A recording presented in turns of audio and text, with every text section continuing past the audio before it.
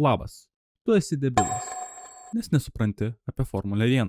Aš juokauju, bet jei jau paspaudė ant šito video, vadinasi sunku suprasti, kodėl šitiek pasaulio žmonių varo iš proto tiesiog keistų mašinų važinėjimas aplink tą patį ratą begalę kartų. Asmeniškai puikiai suprantu šį jausmą, todėl šiandien paaiškinsiu, kodėl Formulė 1 yra viena geriausių visų laikų sporto šakų.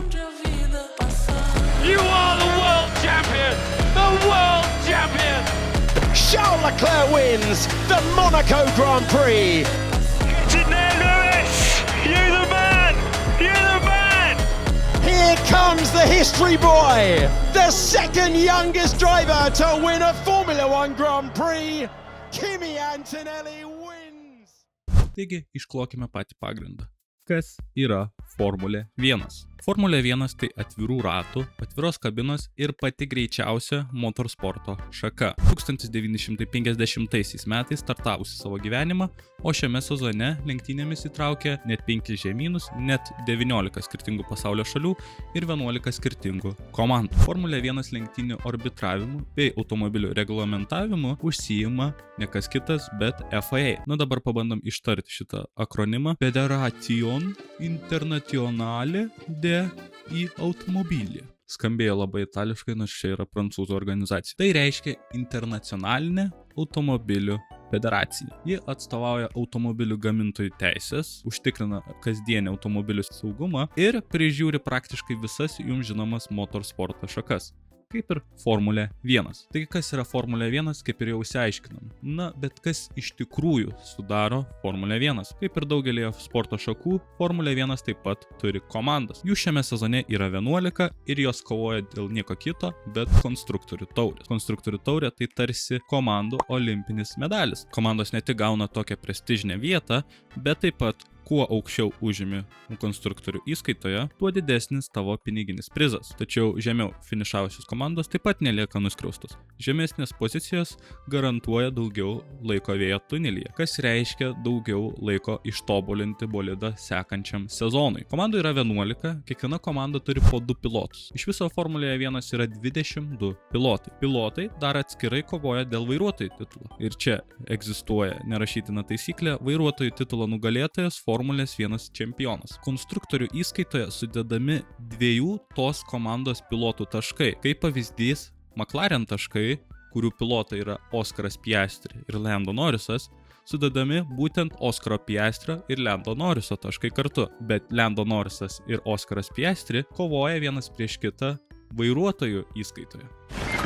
Na, o dabar apie pačias lenktynes. Įprastai sezoną sudaro 24 skirtingos lenktynės, vykstančios skirtingose trasose. Pačias lenktynės turi, kaip mes vadiname, Grand Prix arba lenktynių savaitgalį. Penktadienis 1 diena, šeštadienis 2 diena ir sekmadienis 3 diena. Dažniausiai 1 dieną vyksta 1 ir 2 treniruotės. Treniruotė sudaro 60 minučių gryno laiko. Tai yra komandų testavimo laikas, kurios testuojasi trasos kondiciją, padangų nusidėvėjimą, skirtingus variklio režimus, skirtingus aerodinaminius režimus, kuro sunaudojimą bei dar daugiau. Praktiškai treniruotės padeda komandoms paruošti lenktynininkui optimalų automobilį. Pats pilotas išsitestuoja savo galimybes, greitį, stabdymo taškus, taip pat atranda, kaip skirtingos padangos laikosi tam tikrame tempe, tam tikroje temperatūroje. Visa šita informacija yra labai svarbi, norint pagerinti bolido operatyvų langą ir ištraukti maksimumą iš artėjančių lenktynių sekmadienį. 2 dieną vyksta 3 treniruotė ir kvalifikacija. Kvalifikacija tai kova dėl starto pozicijos sekmadienio lenktynėse. Lenktynininkas turi parodyti kuo greitesnį laiką vienoje rato distancijoje. Kvalifikacija sudaro 3 raundai. Tai pirmasis raundas, arba kaip Formulėje 1 vadinasi Q1, tai yra 18 minučių laiko tarpas, kuriame iškrenta 6 lėčiausi šio raundo lenktynininkai. Jie tada išsidėsto nuo 22, tai yra paskutinės pozicijos lenktynėse, iki 17 pozicijos. Antrasis kvalifikacijos raundas arba Q2 vyksta 15 minučių, 3 minutėmis trumpiau. Vėl iškrenta 6 lėčiausi šio raundo lenktynininkai. Jie išsidėsto nuo 16 pozicijos iki pat 11 pozicijos. Ir paskutinėme Trečiajame raunde, kitaip vadiname Q3, kuris vyksta 13 minučių, tai yra 6 minutėmis mažiau už pirmą ir 3 minutėmis mažiau už antrą raundą, tie likę top 10 lenktynininkų kovoja dėl vietų lenktynėse. Pilotas parodęs greičiausią laiką trečiajame kvalifikacijos raunde užima vadinamą pole poziciją. Tai yra pozicija startuoti lenktynėse pačiame priekyje, kas reiškia žymiai didesnius šansus pergaliai. Trečią, paskutinę savaitgalio dieną, sekmadienį, vyksta tik lenktynės. Manau, daug apie lenktynių principą aptarinėti nereikia, bet standartinis lenktynių atstumas yra 305 km.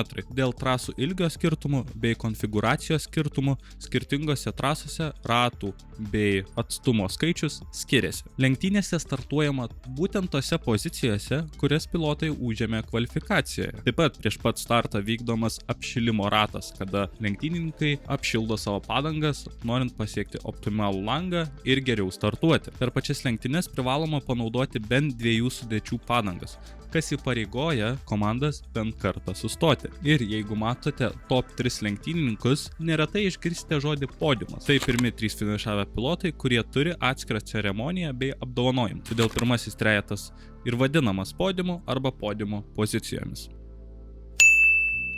Lenktynėms finišavus top 10 pilotų yra apdovanojami taškais. Nugalėtas gauna daugiausia taškų 25, antroji podiumo pozicija gauna 18 taškų, trečias finišavęs lenktynininkas gauna 15 taškų, ketvirtas 12 ir štai visi kiti likę. Bet kartais būna kitokių savaitgalių. Kartas nuo karto pasitaiko kitokio principo Formulės 1 savaitgalį. Tai vadiname sprint savaitgaliais. Pirmą dieną, penktadienį, skirtingai negu įprastai, vyksta pirmoji ir vienintelė treniruotė, tuo pačiu principu, bet vietoj antrosios treniruotės penktadienį vyksta sprint kvalifikacija. Kuo jis skiriasi nuo įprastos kvalifikacijos, ji tiesiog trumpesnė. Pirmasis sprint kvalifikacijos raundas, arba ką mes vadiname SQ1, skirtingai nei nuo pirmojo įprastos kvalifikacijos raundo, kuris trunka 18 minučių, SQ1 trunka tik 12 minučių. SQ2 arba antrasis sprint kvalifikacijos raundas vyksta 10 minučių ir SQ3, skirtingai nei Q3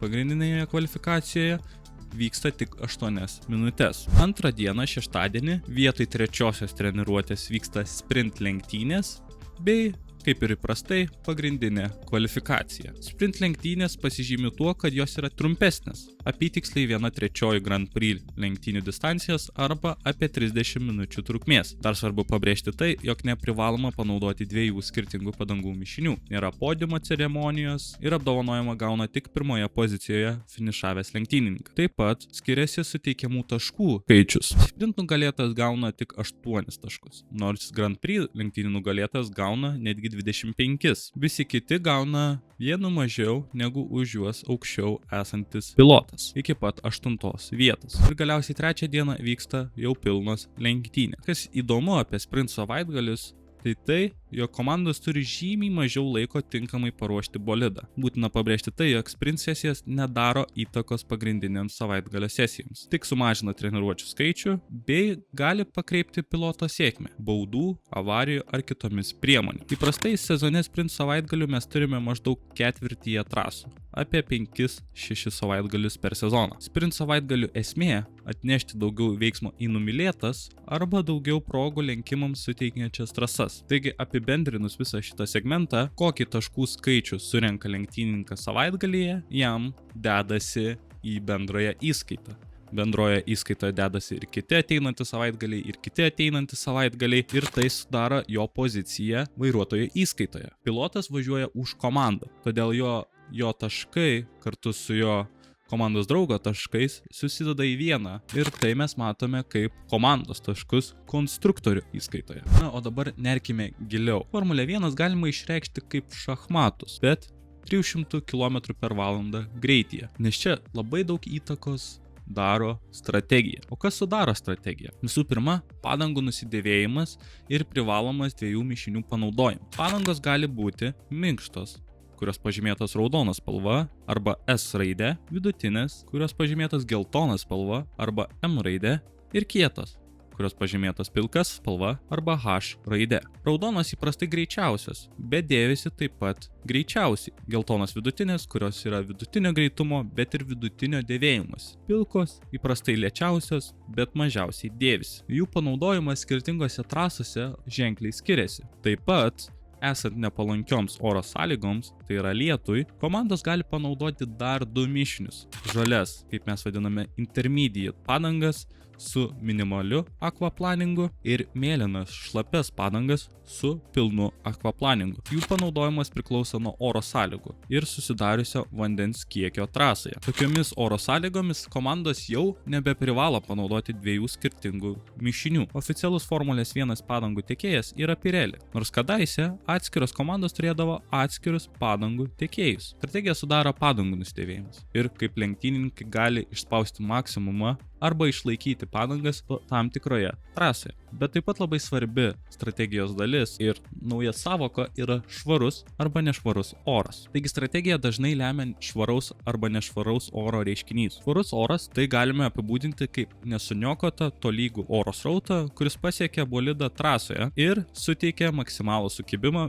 ir maksimalius greičius. Kita vertus, nešvarus oras tai suterštas oro srautas, pasižymintis neprognozuojamais oro gūsiais, sukeliantis bolido nestabilumą ir blogesnį sukibimą, bei netgi slidinėjimus. Nešvarus oras dažniausiai atsiranda tada, kai lenktynininkas yra pakankamai arti priešais važiuojantį pilotą. Kadangi Formulės 1 bolidai yra suprojektuoti lyg apversti lėktuvai, jie generuoja masiškai daug prispaudžiamosios jėgos, suteikiančios sukibimą ir balansą bolide. Kai į bolidą patenka daug nešvaraus oro, tai yra sekamas priešininkas, bolidas gauna netolygius oro gūsius, kuriais pasireiškia netolygi prispaudžiamoji jėga ir taip bolidas tampa netoks stabilus, netoks patogus pačiam pilotui ir netoks greitas. Taip pat nešvarus oras daro įtaką padangų nusidėvėjimui. Švaraus nešvaraus oro efektas bei padangų nusidėvėjimas ir skirtingas pilotų tempas skirtingose padangų mišiniuose lemia dar naujas 2 savokas – undercut ir overcut. Šie 2 reiškiniai dažniausiai sieja 2 trasoje kovojančius lenktynininkus. Undercut reiškia sustoti anksčiau už priešais esantį pilotą ir šviežių padangų dėka iššokti priešo priekyje. Overcut reiškia važiuoti ilgiau negu įprasta, dažniausiai švariame ore, ir sustojimą daryti žymiai vėliau nei jį padarė priešininkas. Tada arba iššokama priekyje priešininko, arba dažniau šviežiamis padangomis prisivėjamas ir aplenkiamas priešininkas trasoje. Taip pat labai daug sumaišties strategijai daro vėliavos ir incidentai. Įvykus trasoje incidentui arba susidarius nepalankioms lenktyniauti sąlygoms, siekiant visapusiško saugumo, gali būti iškeltos vėliavos arba išleistas saugos automobilis. Tų vėliavų yra labai daug, bet aptarkime pagrindinės. Geltona vėliava – tai reiškia atleisti gazą ir važiuoti atsargiai. 2 geltonos vėliavos – sulėtinti, būti pasiruošus sustoti. Raudona vėliava – tai reiškia sesija sustabdyta, skubiau grįžti į boksus. Saugos automobilis dažniausiai leidžiamas tada, kai yra masinė avarija. Tuo metu pilotai privalo važiuoti už saugos automobilio ir būtent saugos automobilio greičiu, kas yra žymiai lėčiau. Taip pat kartais būna toks momentas kaip virtualus saugos automobilis. Virtualus saugos automobilis tai yra elektroninė sistema naudojama Formulėje 1, kuri iš karto pristabdo visus lenktynininkus, kada yra arba kažkokia kliūtis, arba kažkoks nedidelis incidentas. Skirtingai nei tradicinis saugos automobilis, virtualaus saugos automobilio metu nėra jokio fizinio automobilio. Paprastai tariant, tai reiškia virtualus visą trasą apimantis greičio limitas. Būtent šios incidentus labai dažnai sukelia oro sąlygos. Iškritęs lietus turbūt yra didžiausias strategijos faktorius. Komandos stengiasi tinkamu laiku ir tinkamoje vietoje pasidaryti sustojimą ir pasikeisti į žalias arba mėlynas šlapias padangas, siekiant prarasti kuo mažiau laiko. Taip pat džiūstant trasai gali atsitikti atvirkštės momentas, kada reikia pasikeisti į žalių arba mėlynų šlapių padangų, kurios dažniausiai būna lėtos, į jau pagrindinės, minkštas, kietas arba vidutinės padangas. Formulė 1, kaip ir kiekvienas sportas, turi masinį dramos elementą. Per visą istoriją mes turime šitiek daug dramos pavyzdžių, kuri buvo tarp dėl titulo kovojančių pilotų, kaip Maxas prieš Lewisą 2021-aisiais, tarp komandos draugų. Galime paminėti praeitų metų Norrisą prieš Piastrį, arba netgi istorinius pavyzdžius kaip Senna prieš Prostą. Dažnai drama susidaro ir dėl taškų arba tam tikros pozicijos kovojančių pilotų.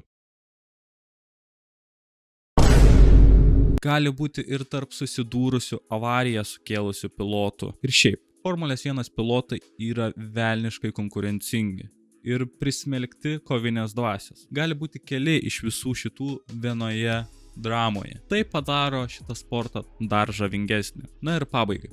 Čia yra tik tais lašas jūroje, ką mes aptarėme. Mes aptarėme paprasčiausius dalykus, kaip pilotus, jų dramas, komandas, jų vidinę bei tarpusavį sąveiką, bolidus, trasas, strategijas, netgi šiek tiek istorijos. Bet artėjančiose epizoduose aš aptarsiu visus atskirai ir panersime giliau, nes kiekvienas šitas aspektas turi begalę niuansų ir galime tyrinėti daug giliau. Taigi ačiū, kad žiūrėjote šitą video, būtinai paspauskite subscribe, like ir iki kitų kartų. Ate.